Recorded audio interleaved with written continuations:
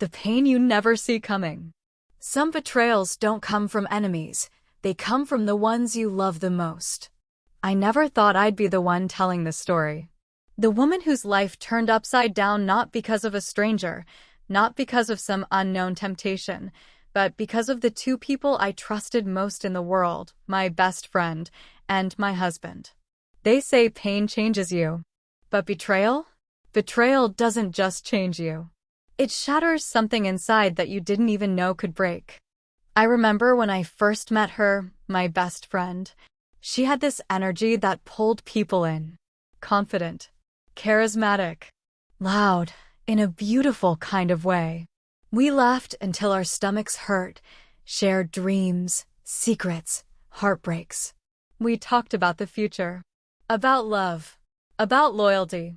And him, my husband, well, he was the calm to her storm. Kind, reliable, the one who made me feel safe. At first, they didn't even talk much.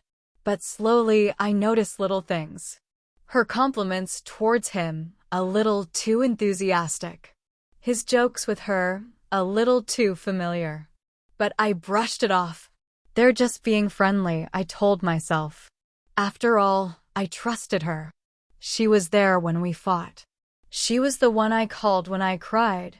She gave advice, took my side, even told me how lucky I was to have him. And that's the cruelest part. She was playing both roles, the shoulder I cried on and the knife in my back. But I didn't know then. I didn't see the late-night texts, the accidental run-ins, the looks they thought I didn't notice. Because when your heart is full of love and trust, you don't go looking for signs. You don't expect the people closest to you to be the ones who betray you. It's funny how hindsight gives you 20/20 vision. Now I remember every glance, every awkward silence. And suddenly, all those coincidences stop being innocent. This video isn't just a story. It's a wound. And I know, if you're watching this, maybe you've been there. Maybe you trusted someone who broke you. Maybe you're still in the middle of the storm, trying to breathe, trying to understand how everything fell apart. Stay with me, because this story isn't just about heartbreak. It's about what comes after. It's about how we survive when the people we love the most are the ones who hurt us the worst. The warning signs I ignored. They weren't obvious. They never are. If she had kissed him in front of me, if he had shouted that he loved her, I would have walked away. But betrayal rarely arrives like thunder. It whispers. It started with the little things. She began showing up uninvited more often than usual. At first, it felt nice. Like she cared. She'd bring wine, say she just wanted girl time, and somehow he'd always end up joining. Then it wasn't just girl time anymore. She'd compliment him in front of me. "You're so lucky," she'd say, nudging me. "Men like him are rare." And I'd laugh, feeling proud. Not realizing she wasn't admiring, she was marking. Sometimes I'd find her laughing at his jokes louder than she needed to. Her eyes would linger a little too long. But I told myself, you're overthinking. Don't be paranoid. Because that's what love does, it convinces you to give benefit of the doubt over and over, until there's none left to give. There were other moments too. Once, I came back from work early and found them on the couch, sitting way too close. She jumped like a guilty child. He just smiled, said they were watching something while waiting for me. I laughed it off. I didn't want to be the jealous wife.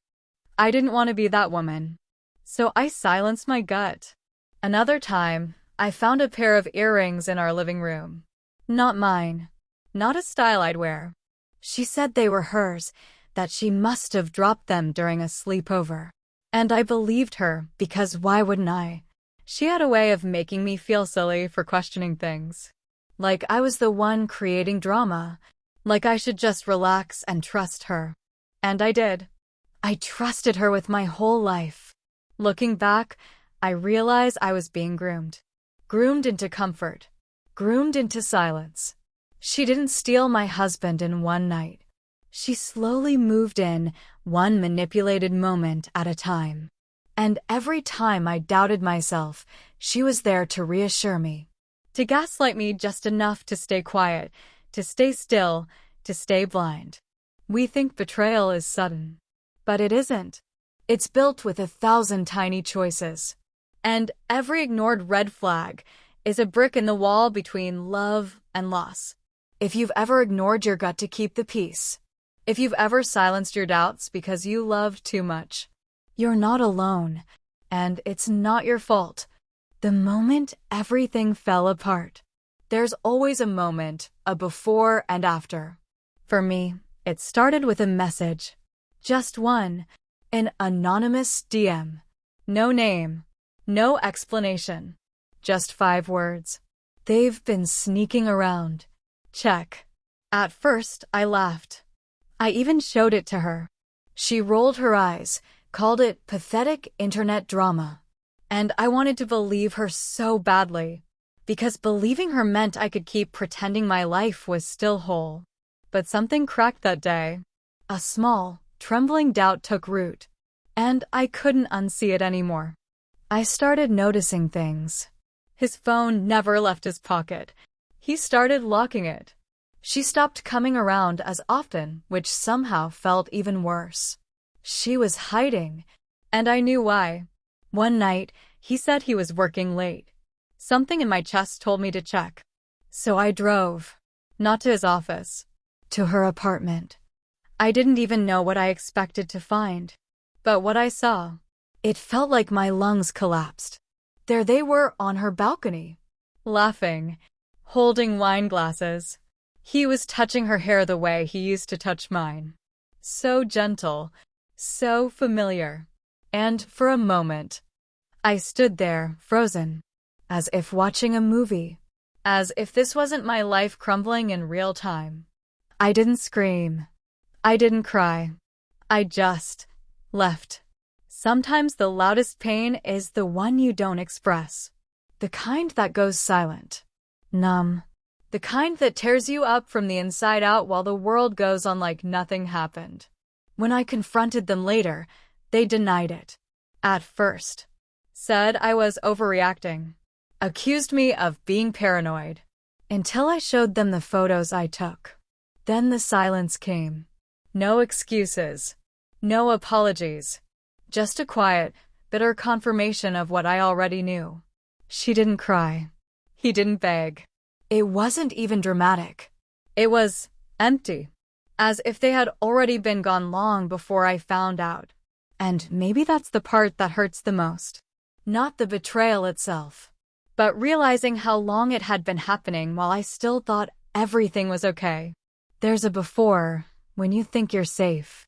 And there's an after, when you realize you never were. This was my after. And it would change everything. The collapse, losing them both. You think the worst part is finding out. But it's not. The worst part is what comes after. The empty house. The silence. The questions that loop in your mind like a broken record. Was it me? What did I miss? Was any of it ever real? I didn't just lose a husband. I lost my best friend in the same breath. 2 people who made up the core of my world, gone. By their choice. Not mine. I tried to stay strong. Told myself I was better off without them. But the truth? I broke. Nights were the worst. I'd lie in bed, staring at the ceiling, trying to remember when things started to slip away. Replaying memories. Rewriting them with new understanding. That birthday dinner where she accidentally wore a dress just like mine. That weekend he insisted I stay home and rest while they went to the market together. That one text from her, "Take care of him. He's a good one." I thought it was love, but it was warning. I isolated myself. Friends didn't know what to say. Family kept asking, "Are you okay?" How could I explain that I wasn't just grieving a relationship? I was grieving an identity. I wasn't a wife anymore. I wasn't her friend. And I didn't know who I was without them. There were moments I wanted to scream at them both. Moments I wanted to forgive them just to feel something other than rage. But mostly I just felt hollow. I tried deleting photos, tried unfollowing, blocking, burning letters, anything to make it hurt less. But pain doesn't live in things. It lives in memories. It's in the way you reach for your phone and realize there's no one to text. In the instinct to share news and then remembering they're not your people anymore. One night, I saw them together, in public. No shame. No guilt. They looked happy. And I felt like a ghost. Like I was watching a life I once had continue without me. That's when it hit me. They didn't just take each other. They took my sense of safety, my belief in loyalty, my trust in love. And yet, that moment also marked the beginning of something else. Because when you lose everything, you get to decide what you rebuild. And this collapse was going to become the foundation for something stronger. The healing begins. Healing didn't come in a grand moment. It didn't arrive with a sunrise or a deep conversation. It came in pieces. Tiny, trembling pieces. It was in the first time I made coffee without thinking of him. The first night I didn't cry. The first laugh that didn't feel forced. At first, I felt guilty for smiling, as if happiness meant I was forgetting the pain. But healing doesn't erase the hurt, it simply softens it. I started going on walks. Just me. No music. No distractions. Just the sound of my own steps, steady, certain, mine. I signed up for therapy. Not because I was broken, but because I was tired of carrying the weight alone. I remember my therapist saying, "Betrayal is not a reflection of your worth.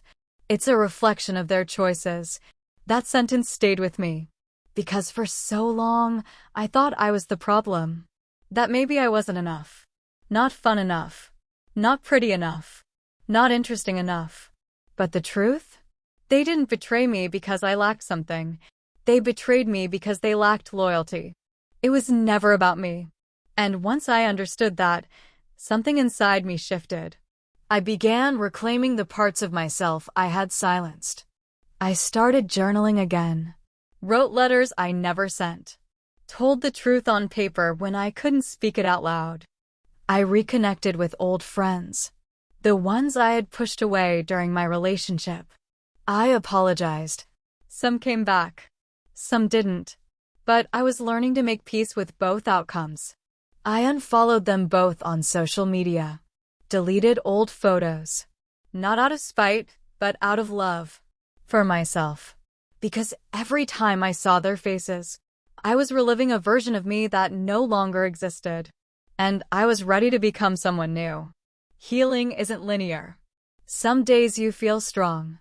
Other days you feel like you're drowning in memories again. But slowly, the waves calm. And the person who looks back at you in the mirror starts to feel familiar again. Wiser. Softer. But still whole. I began setting boundaries. Not walls, just clear lines that protected my peace. I learned to say no. To speak up. To trust my gut again. And most of all, I forgave myself. Not for loving them, but for staying too long.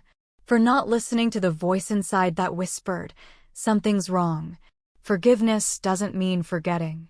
It means freeing yourself. And that's what I was doing. Not for them, but for me. What I learned about love and loyalty. If you had asked me back then what love looked like, I would have said trust. Blind trust.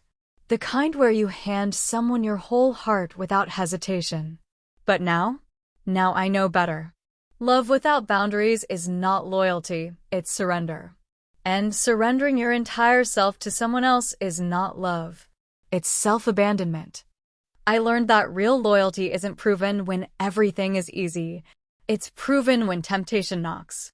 When loyalty would cost them something. And they still choose you. Real friends don't compete with you. They don't covet your happiness. They don't smile at your face while reaching for what's yours behind your back. And real love doesn't require you to question your worth. It doesn't make you beg for attention. Or fight invisible battles for a place in someone's heart. Sometimes the people we love the most are the ones who teach us what love is not. It took losing them both to understand that love, true love, begins with yourself. It's in how you speak to yourself when you're hurting. It's in how you refuse to settle for half-hearted apologies and half-present people. It's in how you protect your peace, even when it feels selfish. I also learned that betrayal doesn't define you. You're not the girl who got cheated on. You're not the one who was left behind. You are a survivor. You are a rebuilder. You are the author of what comes next. I realized that forgiveness isn't about letting them back into your life. It's about letting yourself out of the prison of anger. It's about choosing freedom over bitterness. And trust? It's not about blindly giving it to everyone. It's about earning it slowly, carefully over time. Not because you're guarded, but because you respect your own heart enough to protect it. The girl I was before the betrayal, she was kind. She was trusting. She was loving. The woman I am now? She's still all those things, but with stronger roots, with clearer eyes, and most importantly, with a heart that beats for herself first. If you're watching this and you're in the middle of your heartbreak, know this: you will laugh again. You will love again. And next time, it will be a love that honors the strength you fought so hard to reclaim. Message to anyone who's been betrayed. If no one else has told you this yet, I'm sorry. You didn't deserve what happened to you. You loved. You trusted. You gave the best parts of yourself to people who didn't know how to hold them. That's not your failure. That's their reflection. Betrayal makes you question everything: your worth, your instincts, your past. But let me say this clearly. You are not the broken one. You are the one who stayed honest in a world of hidden motives. You are the one who kept loving in a place where love was taken for granted. You are the one who still believes in truth even after being lied to. That is not weakness. That is power. You may feel like you lost, but you didn't. They lost you. They lost the comfort of your presence, the depth of your loyalty, the light you brought into their lives.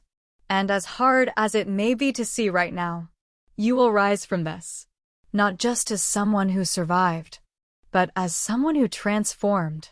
This isn't the end of your story.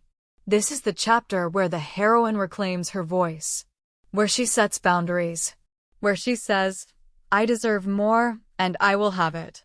Let them go. Not for them, for you. Release the fantasy of who you thought they were. Let it burn. And from the ashes, you will build something unshakable. Yourself. And to the version of you that's still crying at 2 a.m. Still checking your phone for a message that won't come. Still replaying what you could have done differently. I see you. I've been you.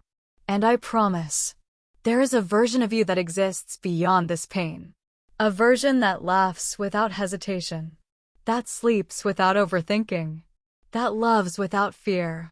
She's coming. And she's worth waiting for. So stay.